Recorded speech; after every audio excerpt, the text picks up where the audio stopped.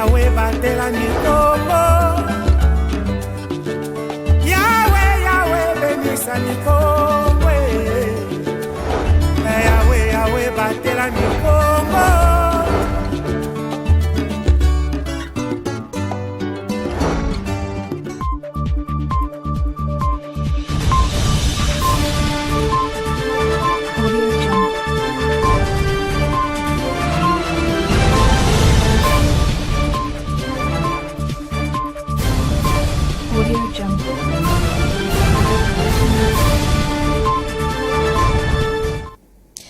Heureuse de vous retrouver ce week-end, mesdames et messieurs, à travers ce rendez-vous d'actualité sur Ma Bannière Télévision. Dans l'actualité locale, la communauté estudiantine de la ville portière de Matadi ainsi que d'autres scientifiques ont participé à la conférence débat animée par le professeur Noël Tiani autour de la proposition de loi verrouillant l'accès à la magistrature suprême en République démocratique du Congo. Plus de précisions dans ces commentaires de Roger Missam. À quelques mois des élections présidentielles en République démocratique du Congo, le débat sur l'éligibilité des candidats s'alimente. Le professeur Noël Tiani Mwadianvita poursuit la vulgarisation de sa proposition de loi réservant la présidence de la République aux seuls Congolais de père et de mère. Ce mercredi 3 mai 2023, il a communié avec la communauté estudiantine de l'IEC Matadi dans un auditoire plein de scientifiques.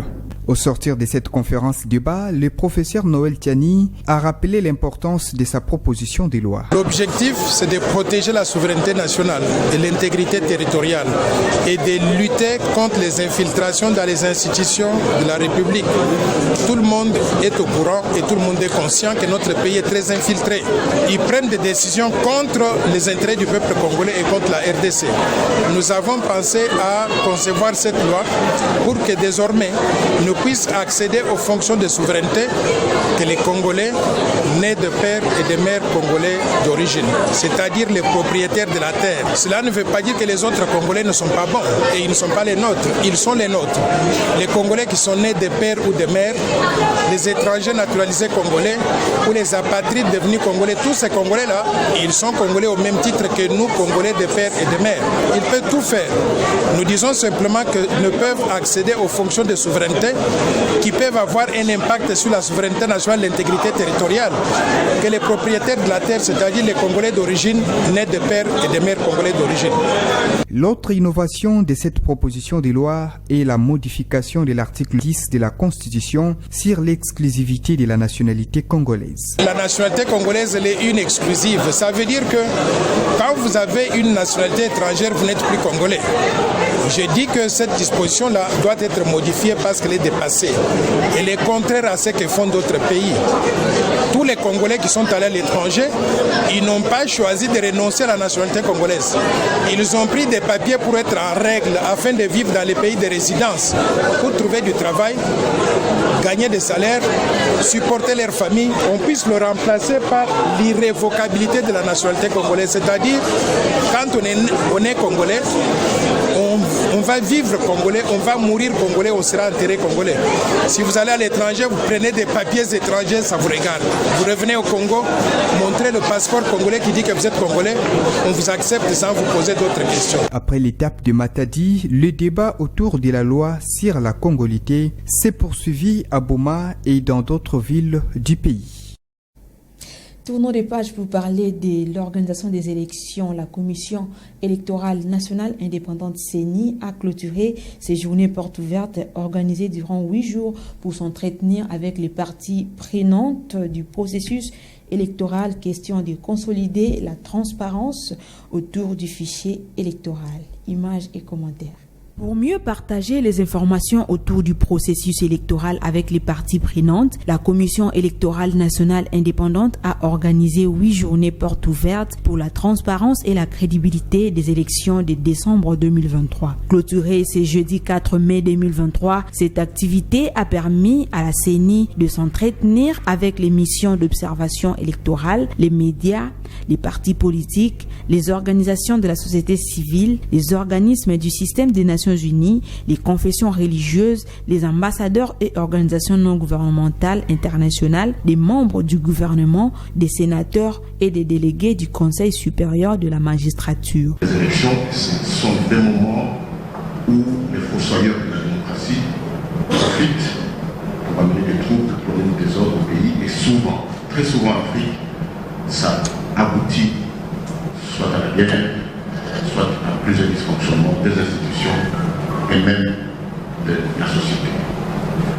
Voilà pourquoi nous en appelons vraiment au sens patriotique de tous les Congolais, à travers les membres du gouvernement qui est ici, à travers les membres de la présidence, du Sénat de l'Assemblée nationale, que tout le monde doit mettre vraiment la main à la pâte pour que nous ayons des élections, des bonnes élections. Désormais, plusieurs des participants à ces processus émettent sur une même longueur d'onde au terme de cette activité précédée par la révision du fichier électoral.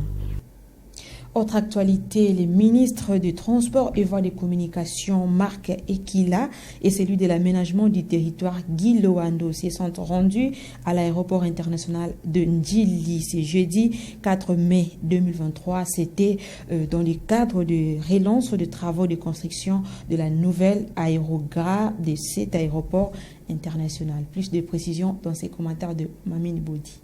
Dans les soucis de doter le pays d'un aéroport international répondant aux standards modernes, le gouvernement congolais compte relancer les travaux de construction de la nouvelle aérogare à l'aéroport de Ndjili, à l'arrêt depuis plus de 10 ans. C'est dans ce cadre que le ministre des Transports et Voies des Communications, Marc Ekila, et son collègue de l'aménagement du territoire, Guy Loando, ont effectué une visite d'inspection pour faire un état des lieux avant le début effectif de ces travaux prévus au mois de septembre prochain. Durant cette visite, les deux membres du gouvernement ont échangé avec l'entreprise chinoise Wei Technical Cooperative afin de faire rapport acquis des droits pour la relance des travaux de construction de cet aérogare. Après la visite, le ministre des Transports, Marc Ekila, a fait l'économie de la visite. Nous allons faire le rapport acquis des droits, mais il faut noter que il est vraiment question de redémarrer les travaux ici pour qu'une fois pour toutes ce dossier soit vraiment tourné. Il s'est de signaler que le gouvernement congolais tient à la reprise des travaux et compte tout mettre en œuvre pour la réalisation de cet aérogare avec la construction d'un parking de 1200 places et une fontaine avec déviation du boulevard sur environ 3 km. Et dans l'actualité continentale, le Rwanda pleure encore ses morts après les pluies diluviennes qui se sont abattues mercredi et jeudi de cette semaine dans certaines provinces. Bilan provisoire, 130 personnes tuées et des graves dégâts matériels. Élément de nos confrères de TV5 Monde. Suivez. Cette famille a perdu une grand-mère et son fils. Alors que quelques kilomètres plus loin, les collines continuent à s'affaisser, Faustin n'a d'autre choix que d'enterrer les corps de ses proches sous la pluie. L'eau est rentrée par le salon, j'étais dans ma chambre, j'ai juste eu le temps de sauter par la fenêtre. C'est comme ça que j'ai survécu. Et la maison, elle, a été emportée. Des inondations dévastatrices. En seulement quelques heures, plus de 120 personnes ont perdu la vie et des centaines d'autres sont blessées. Pour prendre en charge ces blessés et estimer les dégâts, les autorités locales s'activent. Comme ici, dans le district de Rutsiro, le plus endeuillé de la province de l'Ouest. Là, nous sommes en train de faire un état des lieux. Centraliser les informations et transférer au niveau de la province. Ça arrive que des gens meurent pendant la saison des pluies, mais de mon expérience, c'est la première fois que c'est autant d'un coup. Comme vous pouvez le voir, de nombreuses routes restent encore bloquées par les glissements de terrain, bloquant parfois l'accès par voiture à certains centres de santé où sont soignés les blessés. Selon Météo Rwanda, des précipitations toujours aussi violentes sont attendues pour les 7 prochains jours. Parlons sport à présent. Innocent Kibundulu a été nommé ce jeudi 4 mai 2023 nouveau secrétaire général de la Fédération congolaise de football, association FECOFA, par le comité de normalisation de l'organe fêtière du football congolais. Jamsingo, pour plus de précision. À quelques mois des élections au sein de la Fédération congolaise de football association prévue au mois de novembre de cette année en cours, l'instance fêtière du football en République démocratique du Congo est désormais dirigée par les comités de normalisation mis en place par la Fédération internationale de football association. Suivant la communication du 27 avril 2023, a notifié M. Innocent Kibundu Lukazadi à la tête du secrétariat général de la Fédération congolaise de football association FECOFA, en remplacement de Belge Citoatal. A noter que le nouveau secrétaire de la Fédération congolaise de football association était jusqu'à sa nomination membre de la commission de gestion de la Ligue nationale de football et fondateur du club tout-puissant Les Anges qui évolue à l'entente provinciale de football de Kinshasa et PEFKIN. Le nouveau secrétaire général de la FECOFA fait partie des encadreurs de plusieurs joueurs dont Meshak Eliat, Mika Miché et autres. Au poste de secrétaire général adjoint sera assumé par Madame Betty Ndandani Kintiona en remplacement de Monsieur Patou Mangenda. C'est la fin de ce rendez-vous de l'information réalisé avec les concours techniques et rédactionnels de Mabanière Télévision. Merci de l'avoir suivi et bon week-end chez vous. Au revoir.